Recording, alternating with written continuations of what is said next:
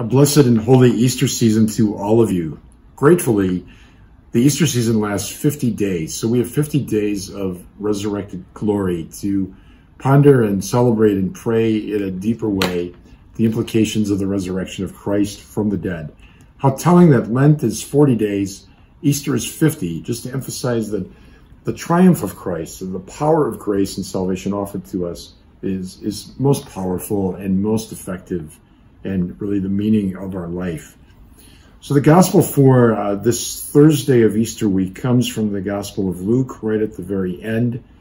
And it's where Jesus encounters his apostles, wishes them peace. And it says, but they were startled and terrified and thought that they were seeing a ghost. Then he points them to his wounds.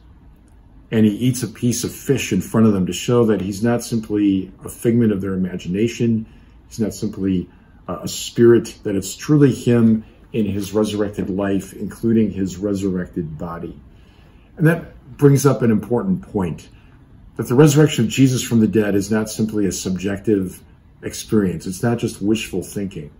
That Jesus came back in his bodily form, but it was a different glorified form than it was in his earthly life. So he disappears and appears at will. He can pass through locked doors and walls, and yet there's still an embodiedness to him. That's an important theological fact because it reminds us that we are incarnate spirits. We're not simply bodies without spirits. We're not simply spirits without bodies, but that our body too has been redeemed by Christ. And as St. Paul says, our body is the temple of the Holy Spirit within us. It's why the church takes an interest in everything that is authentically human.